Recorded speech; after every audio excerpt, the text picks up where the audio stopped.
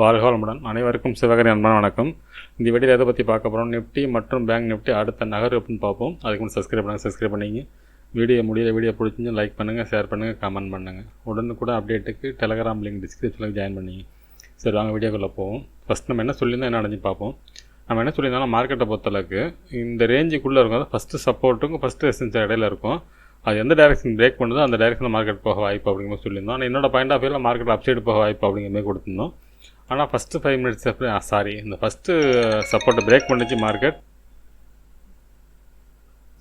Friends, first support break பண்ணாலே மார்க்கெட்டை பொறுத்தளவுக்கு இந்த தேர்ட் சப்போர்ட் வரைக்கும் வரதுக்கு வாய்ப்பு உண்டு அப்படின்னு சொல்லியிருந்தோம் மார்க்கெட்டில் நம்ம.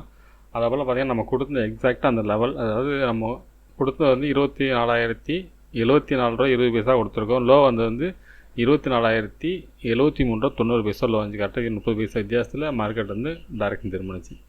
சரி, ஓகே. பேங்க் நிஃப்டி பார்ப்போம், என்ன சொல்லியிருந்தேன் நடந்து பார்ப்போம். ஃப்ரெண்ட்ஸ், பேங்க் நிஃப்டி வச்சுருக்கேன். நம்ம பேங்க் நிஃப்டியில் சொல்லியிருந்தோம் இந்த ஃபஸ்ட்டு சப்போர்ட் பிரேக் பண்ணால 3வது சப்போர்ட் வர வாய்ப்புன்னு சொல்லிட்டு நம்ம அதுக்கு கீழே சப்போர்ட் போடல. ஏன்னா என்னோட பாயிண்ட் ஆஃப் வியூவில் மார்க்கெட் வந்து அப்சைடு போகாத வாய்ப்பு அப்படி எதிர்பார்த்தேன்.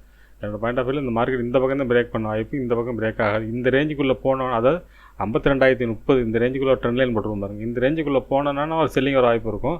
அது அவ்வளோ சீக்கிரம் மார்க்கெட் வந்து இந்த இடத்துல விழுந்துடாதுன்னு நினச்சேன். ஆனால் மார்க்கெட்டை பார்த்தோம்னா ஒரு selling pressure first support break பண்ணிச்சு. நம்ம எதிர்பார்த்த 3வது சப்போர்ட் 51,000 அப்படின்னு ரவுண்ட் ஃபிகர் வரைக்கும் நம்ம மார்க்கெட் இறங்குன்னு எதிர்பார்த்தோம். ஆனால் அதையும் தாண்டி பெருசாக ஃபாலோ ஆனிச்சு. ஆக்சுவலாக இவ்வளோ நாள் பார்த்தீங்கன்னா நிஃப்டி வீக்காக இருந்துச்சு, பேங்க் நிஃப்டி ஸ்ட்ராங்காக இருந்துச்சு. இப்போ இன்றைக்கெல்லாம் பார்த்தோம்னா கொஞ்சம் அப்படியே தலைக்கீழ மாறின மாதிரி இருக்குது. சரி, ஓகே ஃப்ரெண்ட்ஸ், நம்ம அடுத்த வாரம் மற்றும் திங்கட்கிழமை எப்படி நடக்க வாய்ப்புன்னு நம்ம நிஃப்டிலேருந்து பார்ப்போம்.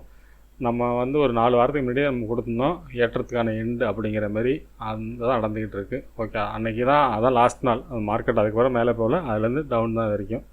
சரி, ஓகே, நம்ம திங்கக்கிழமை என்ன நடக்க வாய்ப்புன்னு பார்ப்போம். ஃப்ரெண்ட்ஸ், நிஃப்டி சார்ட் வச்சுருக்கேன். ஃபஸ்ட்டு அதை ரிமூவ் பண்ணிவிடுவோம். இப்போ நம்ம வீக்லி பார்ப்போம்.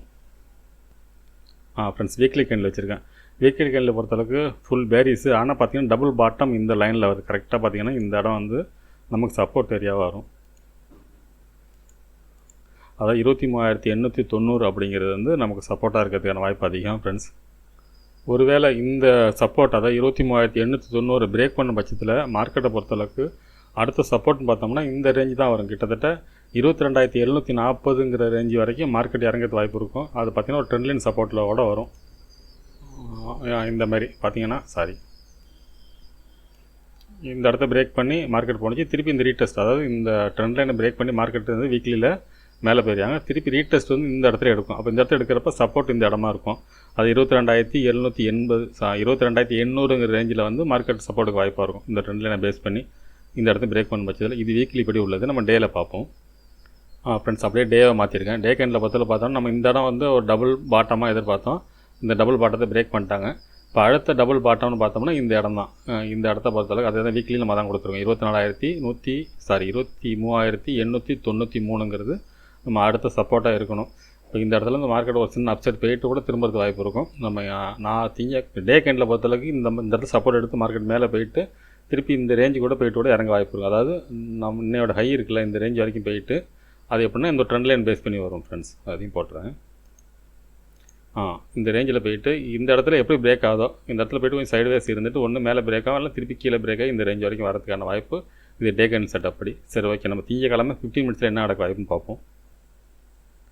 ஃப்ரெண்ட்ஸ், 15 மினிட்ஸில் வச்சுருக்கேன். இப்போ பார்த்தோம்னா ஃபஸ்ட்டு ரெசிஸ்டன்ஸ் எடுத்தோம்னா 24,277, அடுத்து 24,341, அடுத்து 24,440, அடுத்து 24,604 வரைக்கும் போட்டிருக்கோம். அதுபோல் சப்போர்ட் எடுத்துட்டோம்னா இன்றைக்கி போன லோ தான் 24,073 ஃபஸ்ட்டு சப்போர்ட்டாக இருக்கும். அதுக்கடுத்து 24,011, அடுத்து 23,893 டபுள் பாட்டம் அது வரைக்கும் போட்டிருக்கோம்.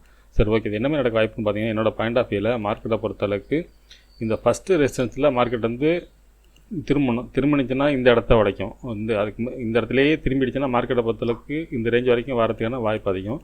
அதே சமயத்தில் மார்க்கெட்டை பொறுத்தளவுக்கு ஒருவேளை இந்த ரேஞ்சை இதுக்கு மேலேயும் பிரேக் ஆனிச்சுன்னா மார்க்கெட்டை பொறுத்தளவுக்கு இந்த ரேஞ்சிலேருந்து கரெக்டாகல இந்த ரேஞ்சிலேருந்து ஃப்ரெண்ட்ஸ், ஒருவேளை இந்த ஃபஸ்ட்டு சப்போர்ட்டை பிரேக் பண்ண பட்சத்தில் இந்த செகண்ட் சப்போர்ட்டுங்கிறது வந்து உங்களுக்கு பார்த்தீங்கன்னா ரீடெஸ்ட் ஏரியாவாக இருக்கும். இதுலேருந்து பிரேக் ஆனால் இந்த ரேஞ்ச் வரைக்கும் வரதுக்கு வாய்ப்பு இருக்கும். என்னோடய பாயிண்ட் ஆஃப் வியூவில் இந்த இடத்த பிரேக் பண்ணாத வரைக்கும் மார்க்கெட் வந்து டவுன் சைடு தான் வரும். அதாவது 2வது ரெசிஸ்டன்ஸ் வரைக்கும் பிரேக் பண்ணாத வரைக்கும் மார்க்கெட் வந்து டவுன் சைடு தான் இருக்கும். அதே சமயத்தில் இந்த இன்றைக்கி போன ஹை இருக்குது பாருங்கள் 24,441 பிரேக் பண்ண பட்சத்தில் மார்க்கெட்டில் அப்சைடு எதிர்பார்க்கலாம். எது வரைக்கும்னா இந்த ட்ரெண்ட் லைன் வரைக்கும். அதுக்கிடையில் வாய்ப்பு கம்மி. இந்த ரேஞ்சுக்குள்ளங்கிறது ஒரு டேஞ்சர் ஜோன். இந்த இடத்துல நம்ம ட்ரேட் பண்ணுறதுக்கு வாய்ப்பு கிடையாது.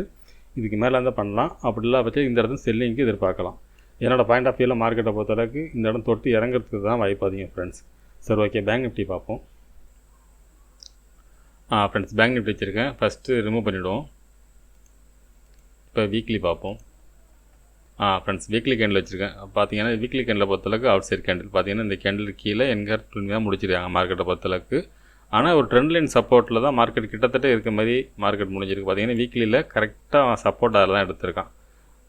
இதுபடி பார்த்தோன்னா மார்க்கெட் வந்து இதுக்கு மேலே இறங்காதுங்கிற மாதிரி வீக்லி கேண்டில் காட்டுது.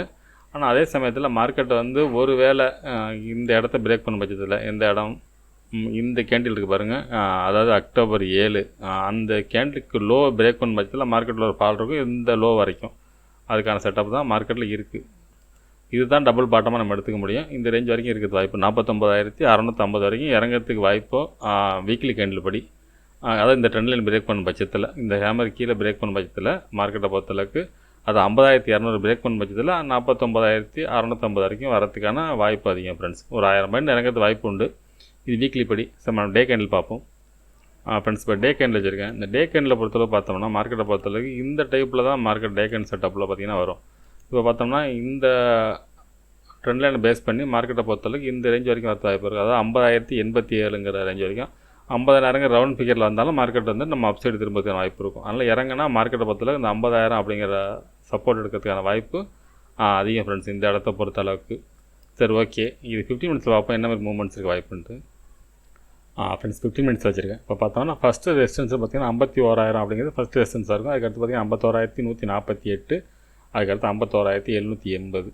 அது கொஞ்சம் ரேஞ்சுக்கு பெருசாக இருக்கும். அது போல் பார்த்திங்கன்னா சப்போர்ட் எடுத்திங்கன்னா இன்றைக்கி போன லோ தான் 50,382ங்கிறது ஃபஸ்ட்டு சப்போர்ட்டாக இருக்கும். அதுக்கடுத்து பார்த்திங்கன்னா 50,194, அதுக்கடுத்து 50,000 ரவுண்ட் ஃபிகரில் போட்டிருக்கும். சரி, ஓகே, இது என்ன மாதிரி மூவ்மெண்ட்ஸுக்கு வாய்ப்புன்னு பார்த்தோம்னா என்னோடய பாயிண்ட் ஆஃப் வியூவில் மார்க்கெட்டை பொறுத்தளவுக்கு இந்த இதுலேருந்து ஃபஸ்ட்டு ரெசிஸ்டன்ஸில் மார்க்கெட் ரெசிஸ்டன்ஸ் ஆனால் மார்க்கெட்டை பொறுத்தளவுக்கு ஒரு ஃபால் பெருசாக 50,000 வரைக்கும் வரதான் வாய்ப்பு. நிஃப்டியில் சொன்ன ஸ்டீலில் தான் கிட்டத்தட்ட இதுவும் அதே மாதிரி தான் இருக்குது. கிட்டத்தட்ட ஃபஸ்ட்டு ரெசிஸ்டன்ஸ் செகண்ட் ரெசிஸ்டன்ஸ் பார்த்திங்கன்னா நெருக்கு அடுத்தடுத்து இருக்கும். அதே போல் ஒரு வேளை இதை பிரேக் பண்ணாலும் மார்க்கெட்டை பொறுத்தளவுக்கு இந்த ரேஞ்சிலேருந்து இந்த டேவோட லோ வரைக்கும் இந்த ரேஞ்ச் வரைக்கும் வரது வாய்ப்பு இருக்கும் ஃப்ரெண்ட்ஸ். அதாவது செகண்ட் ரெசிஸ்டன்ஸ் தொட்டுச்சுன்னா மார்க்கெட் வந்து டேவோட லோ வரைக்கும் வரது வாய்ப்பு இருக்கும். ஃபஸ்ட்டு ரெசிஸ்டன்ஸ்லேயே மார்க்கெட் திரும்பிச்சுன்னா மார்க்கெட்டில் கண்டினியூ ஃபால் பெருசாக இருக்குன்னு அர்த்தம். அப்படி பார்க்கும்போது 50,000 வரைக்கும் அந்த double bottom plus trend line எல்லாம் சேர்த்து இந்த ரவுண்ட் ஃபிகர் எல்லாம் சேர்த்து இந்த இடத்துல இது வரைக்கும் வரதுக்கான வாய்ப்பு அதிகம். அதே சமயத்தில் மார்க்கெட்டை பொறுத்தளவுக்கு இந்த 51,148 பிரேக் பண்ண பட்சத்தில் மார்க்கெட் இந்த ரேஞ்ச் வரைக்கும் போகிறதுக்கு வாய்ப்பு உண்டு. ஆனால் ரிஸ்க்கான செட்டப் இந்த இடத்துல வரும்போது இது வந்து ட்ரேடிங் ஜோனுக்கான கிளியராக என்ட்ரி கிடையாது. இந்த இடத்துல என்ன நடக்கலாம், ஒரு பெரிய மூவ்மெண்ட்ஸ் இருக்கலாம், இல்லை இந்த ரேஞ்சுக்குள்ளே இருக்கலாம், இல்லை இந்த இடக்கும் தொடரலாம். ஆனால் நம்ம புல்லிஸ் எப்போ எதிர்பார்க்கலாம்னா 51,780க்கு மேலே தான் நம்ம புல்லிஸ் ட்ரெண்டுக்கு மாறிட்டு நம்ம எதிர்பார்க்கலாம். மார்க்கெட்டை பொறுத்தளவுக்கு அது வரைக்கும் நம்ம புல்லிஸ் சொல்ல முடியாது. இதுக்கு இடையில் பார்த்தீங்கன்னா இதில் ட்ரெண்ட் லைன் செட்டப்பும் வரும் இந்த ரேஞ்சில். அப்படி பார்த்தோம்னா மார்க்கெட்டை பொறுத்தளவுக்கு இந்த டைரெக்ஷனே திரும்பாது. அப்படி பார்த்தோம்னா இந்த அம்புக்குறியை நமக்கு தள்ளி தான் போகணும். இதுக்கு மேலே தான் நம்ம புல்லிஸ்ன்னு எடுத்துக்கலாம். அதுக்கு இல்லாத பட்சத்தில் மார்க்கெட்டை பொறுத்தளவு ஒன்று இங்கே திரும்ப, இல்லை இந்த இடத்துல திரும்புறதுக்கு தான் ஃப்ரெண்ட்ஸ் அதிகம் வாய்ப்பு. இந்த ட்ரெண்ட் லைனை பிரேக் பண்ணி இதுக்கு மேலே தான் நம்ம புல்லிஸ்ன்னு எடுத்துக்க முடியும். அது வரைக்கும் பேரிஸ்க்கான வாய்ப்பு தான். செல்லான் ரைஸ் என்ன தான் மார்க்கெட் மேலே போனாலும் இறங்கிறதுக்கான வாய்ப்பு அதிகமான செட்டப் தான் இப்போ இருக்க செட்டப் பொறுத்தளவுக்கு. ஆனால் இன்றைக்கி மார்க்கெட் வந்து பெரிய ஃபால்னால ரேஞ்சு பெருசாகவே நமக்கு காட்டு. சின்ன ரேஞ்சில் நம்மளால் பண்ண முடியல. இந்த ரேஞ்சில் ஃப்ரெண்ட்ஸ் இருக்க வாய்ப்பு. சரி, ஓகே ஃப்ரெண்ட்ஸ், அடுத்த வீட்டில் சந்திப்போம். நன்றி, வணக்கம்.